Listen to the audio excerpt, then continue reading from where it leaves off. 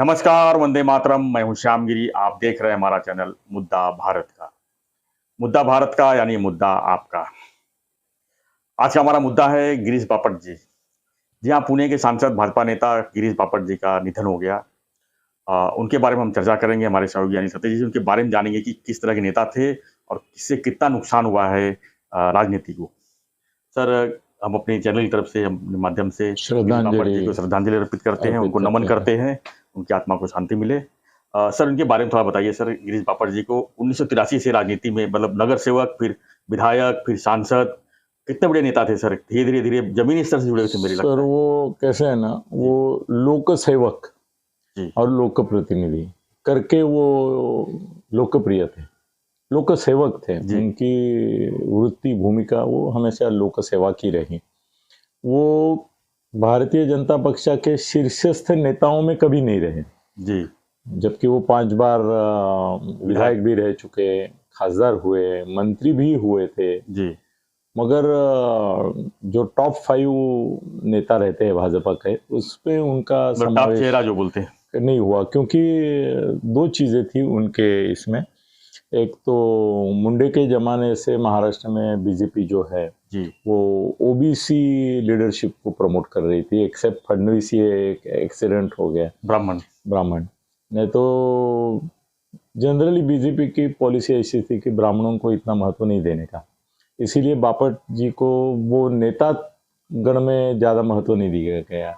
दूसरी एक बात है कि वो जैसे गडकरी थे है कि वो मोदी जी के खिलाफ भी सूचक तरीके से बोलते हैं, तो ये टिपिकल ब्राह्मण थे गिरीश बापट। और उनके मन में जब कोई बात खटकती थी या उनको ऐसा लगता था ये पार्टी गलत कर रही है या मंत्रिमंडल गलत कर रही है, तो सर वो गडकरी की तरह बोल देते थे। इसके लिए बीजेपी में वो उतने पॉपुलर नहीं थे लीडर्स में, क्योंकि वो सुनाते थे जी, लोगों की ओर से सुनाते थे, लोगों के भले के लिए बोलते थे। मगर मराठी में आपण ज्याला म्हणतो वाईटपणा घेणे, चांगल्या करता वाईटपणा घेणे, तो वो हमेशा लोकहित की बात करते थे और उसके लिए वो थोड़ा सा नाराजी भी स्वीकारते थे। सर अभी ऐसा है कि एक मराठी में कविता है जी, मी जाता राहील कार्य काय, जन पळभर म्हणतील हाय हाय। मतलब मैं जाता हूं जी, तो कुछ फर्क नहीं पड़ता है दुनिया को, हाय हाय बोलेंगे, अरे अरे अरे अरे अरे ऐसा थोड़ा टाइम बोलेंगे, फिर दुनिया की जो जगरहाटी है वो चालू रहती है।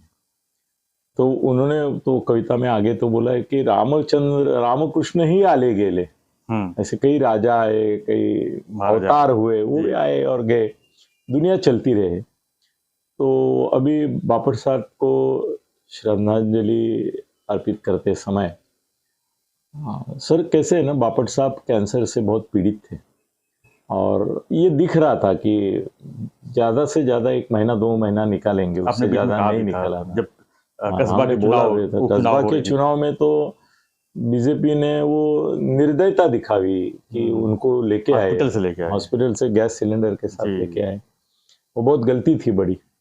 और वो ब्राह्मणों को संतुष्ट करने के लिए उन्होंने उनको ये निकाला, उनको फिर भी हार गया चुनाव।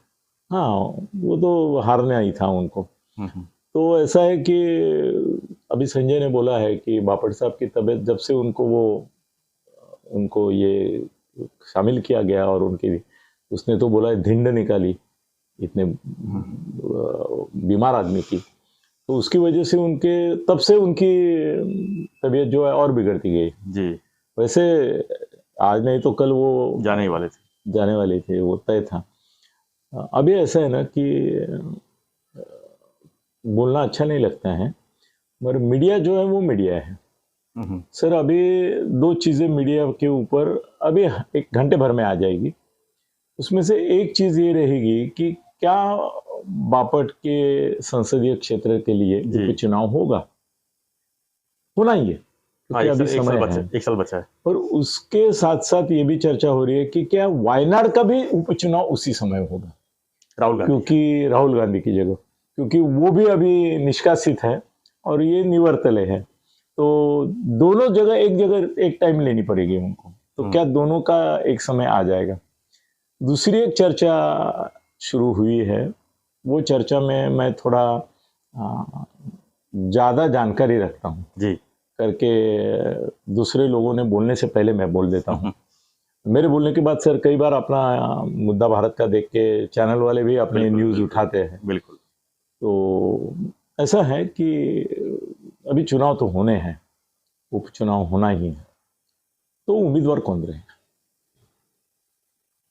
तो मेरा अनुमान ये है जी कि जिन लोगों ने विधानसभा के समय एप्लीकेशन किए थे, उसमें एक नाम नहीं था, दो नाम नहीं थे, वही दो नाम अभी लोकसभा के लिए चलेंगे, ऐसा मेरा अंदाज है। क्या नाम है? वही बता रहा हूं मैं। एक नाम है सर स्वरदा बापट, वो उनकी बहू है बापट साहब की, और मैं उसको पर्सनली जानता हूं जी क्योंकि सर अभी वो याद आ रही है मुझे कि मैं पुणे जाता था, तो अगर बापट साहब फ्री है तो उनको बोलता था कि आपको कब समय है बोलो, मैं आ जाता हूँ गप्पा मारने। तो ऐसा हो गया कि उन्होंने मुझे फ़ोन पे बताया कि बाल गंधर्व में आ जाओ, थोड़ा एक मेरे को आधा पौना घंटा है तो हम गप्पा मारेंगे। तो मैं उनके पास गया और हमने गप्पा शुरू की। तो उनको एक फ़ोन आया और उन्होंने मुझे बोला कि मैंने अभी आते आते मेरी जो बहू है स्वरदा, उसको बोला कि मैं अनिल थत्ते को मिलने जा रहा हूँ। तो वो बोली कि मैं बिग बॉस में अनिल थत्ते जी की बहुत बड़ी फ़ैन हूँ और मुझे उनसे मिलना है और उनके साथ सेल्फी लेना है। क्या बात। तो आप जैसे ही मिलेंगे उनको मुझे फ़ोन करो। तो बोले वो आना चाहती है। मैं बोला वेलकम, ऑफ कोर्स वेलकम। तो स्वरदा वहाँ पे आ गई और सर उसकी स्मार्ट पर्सनालिटी, बोलने का ढंग, ज्ञान, विज्ञान और कार्यकुशलता, इसकी झलक मुझे, वो आधा घंटे तक बैठी रही हमारे साथ। मैंने उसको बहुत सारे सवाल पूछे, राजनीति। हाँ राजनीतिक सवाल पूछे। मैं बोला कि तुम राजनीति में आना चाहती हो, ऐसा तुम बोल रही हो क्यों? उसने मुझे बोला कि मुझे पॉलिटिक्स में बहुत इंटरेस्ट है। तो मैं बोला कि पॉलिटिक्स में इंटरेस्ट है तो तुम अभी पॉलिटिक्स में क्या कर रही हो? तो बोली कि बापट साहब का जो कॉन्स्टिट्यूंसी है लोकसभा का, उसका कार्यभार पूरा मैं संभालती हूँ। उनके पब्लिक रिलेशन, उनके पास लोग जो समस्या लेके आते हैं उनको मिलना और सॉल्यूशंस ढूंढना, यहाँ पे जो अलग अलग उत्सव, उस दिन भी वो एक उत्सव में शरीक होके, मतलब थोड़ी 5 मिनट लेट हुई क्योंकि उसको वो कोई पूजा में जाना था, वो बोली पूजा करके आती हूँ, करके आई थी। मगर उसने एक पूना के पॉलिटिक्स के बारे में मैंने जितने सवाल पूछे उसका इतना एक जानकार सूत्रों से जैसे बोला जाए वैसा जवाब दिया और बहुत स्मार्टली उसने ये किया। तो मैं बोला कि अभी उस समय ऐसा उनका तबीयत इतना ये नहीं था। मैं बोला कि बापट साहब तो बोल रहे कि मैं ये मेरा आखिरी चुनाव है, अभी मैं चुनाव नहीं लड़ूंगा। तो मेरे को लगता है कि उन्होंने ऑलरेडी उनका उत्तराधिकारी तुम्हारे रूप में प्रस्तावित किया हुआ है जी। तो थोड़ी वो लज्जित हो गई। वो बोली कि वो बहुत बड़े हैं, मैं छोटी कार्य करता हूँ, मगर मुझे अच्छा लगेगा अगर बाबा चुनाव नहीं लड़ रहे तो मैं बिल्कुल लड़ने के लिए उत्सुक रहूंगी। उस समय बोला, ये कितने साल की बात? 3 साल पहले की बात है। 3 साल पहले की बात है। बाद में उसके मैं पुणे जाता हूँ तो पुणे के पेपर में कहीं ना कहीं एक्टिविटीज़ उसकी आती रहती है।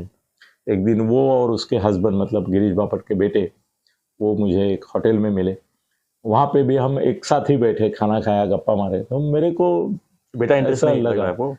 नहीं, बेटा बिजनेसमैन है। अच्छा। बेटे को इंटरेस्ट नहीं, पॉलिटिक्स में उसको बिल्कुल इंटरेस्ट नहीं है।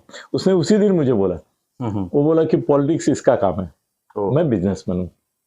और हम जिस होटल में बैठे थे वो होटल भी उसके पार्टनरशिप वाला था। तो वो बोला मैं बिजनेसमैन हूँ, मुझे इसमें इंटरेस्ट नहीं मगर इसको इंटरेस्ट है।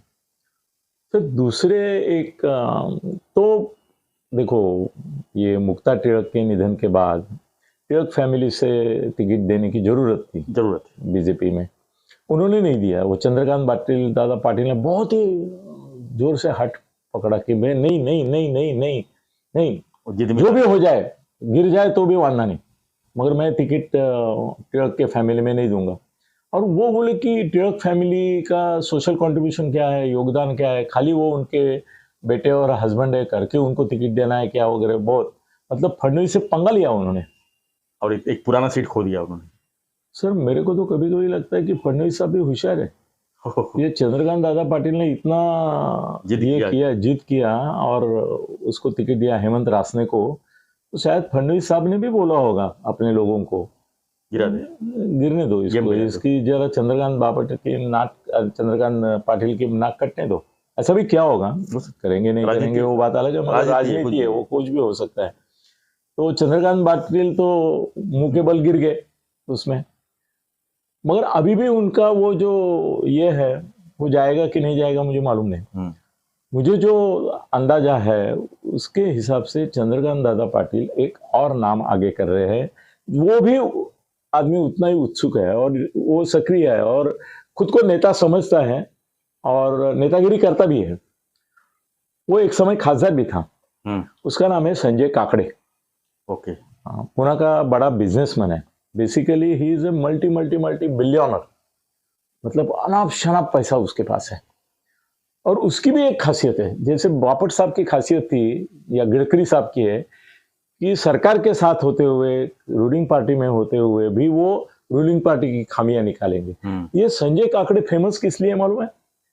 जब चुनाव आते हैं तो वो एक सर्वे करते हैं हर चुनाव के पहले, वो म्यूनिसिपैलिटी का हो, असेंबली का हो, लोकसभा का हो, और वो चुनाव का निष्कर्ष उनका हमेशा बीजेपी के खिलाफ रहता है। वो हमेशा बोलेंगे कि हमारी जो पार्टी है उसकी हार निश्चित है।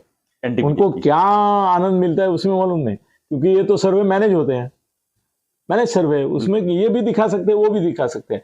उनके अंदर एक खुजली है कि भाई हमारी पार्टी कैसे गिरेगी मुंह के बल। शायद इसकी वजह यह है कि उनको उतना महत्व दिया नहीं जाता जितना वो चाहते हैं। उनका पैसा यूज करती है पार्टी मगर उनको महत्व नहीं देती करके उनको खुजली है ये बोलने की। मगर चंद्रकांत दादा पाटिल इस समय, मेरी जो जानकारी है, जो अब बोलना उचित नहीं है मगर बोलना चाहिए, क्योंकि कल सब बोलेंगे, फिर हम बोलेंगे अभी वीडियो करते हैं तो वो लोग बोलेंगे अरे ये तो आ गया सब, इसलिए हम जबकि उनका ये भी नहीं हुआ है तब कर रहे हैं। सर संजय काकड़े के लिए चंद्रकांत दादा पाटिल आग्रह धरेंगे और फडणवीस साहब जो है वो स्वरदा बापट को टिकट देने के लिए आग्रह धरेंगे, फिर से टक्कर होगी। सर सवाल लोकसभा का है तो शायद हो सकता है नड्डा जी बीच में आए तो टिकट वो डिसाइड करेंगे। सर लोकल टिकट नहीं करेंगे, नड्डा जी को क्या मालूम है पुणे में क्या है, पुणे नाम मालूम है उनको, पुणे में आके गए हैं, उनको पुणे की राजनीति के बारे में मालूम नहीं। सर अभी दिल्ली में ब्रीफिंग जो होता है फडणवीस साहब का होता है, चंद्रकांत दादा लुड़बुड़ करते हैं, मगर फडणवीस ही तो स्वरदा को टिकट मिल गया तो ये सीट अगर कस्बा सबक लेंगे तो घर पे तो देना चाहिए और जीत सकती है, स्वरदा जीत सकती है। संजय काकड़े भी जीत सकता है क्योंकि उसके पास सर इतना पैसा है सर, वो हर एक वोटर को 25,000 भी दे सकते हैं, इतनी ताकत है उसकी। तो वो भी करिश्मा कर सकता है। उसके सामने अभी इसका उम्मीदवार आता है वो देखना पड़ेगा। अभी तो महाविकास रहेगा, महाविकास आघाड़ी है और राष्ट्रवादी क्लेम करेगी ऐसा मुझे लगता है। देखिए सवाल सर कि बापट साहब के जाने के बाद कितना नुकसान हुआ है पुणे की राजनीति को? कुछ नहीं, मतलब उनका कंट्रीब्यूशन जो था वो पिछले 2 साल में खत्म हो गया था। वो ऑलमोस्ट कैंसर की वजह से बीमारी थे, वो एक्टिव नहीं थे, खाली ये इलेक्शन के समय उनको पकड़ के बिठा के घुमाया वो ही, बाकी उनका काम साम सब बंद हो गया था, संसद में भी वो जाते नहीं थे। इसके लिए राजनीतिक तौर पे कोई नुकसान होगा ऐसा मुझे लगता नहीं है ऑनेस्टली जी। मगर एक नैतिक आदमी गया, एक सज्जन थे जी, उनका जाना हमेशा दुखदायक रहेगा। साफ सुथरा छवि और साफ सुथरी छवि थी और बीजेपी के लिए अभिमान का विषय थे, तो उनका जाना दुखद है ही, मगर राजनीतिक नुकसान कुछ नहीं होगा। अभी चुनाव में क्या होता है वो देखेंगे, हमने बहुत अंदर की बातें की है, देखते क्या होता है। धन्यवाद सत्य जी। तो हम चर्चा कर रहे थे गिरीश बापट जी के निधन के बारे में। उनको श्रद्धांजलि देते हुए उनके बारे में हम चर्चा की, और जो सीट वहाँ खाली हुई है उसके उपचुनाव के ऊपर भी चर्चा की है। आप क्या मानते हैं, हमारे विचार को, हमारे विषय को क्या मानते हैं, हमें कमेंट बॉक्स लिखिए। और जो हमारा रिक्वेस्ट है उसको फॉलो कीजिए कि अगर चैनल सब्सक्राइब नहीं किए हैं तो प्लीज़ चैनल सब्सक्राइब कीजिए, और देश भर की राजनीतिक खबरों को देखने के लिए बने रहिए हमारे साथ। मुद्दा भारत का धन्यवाद। जय हिंद, जय महाराष्ट्र।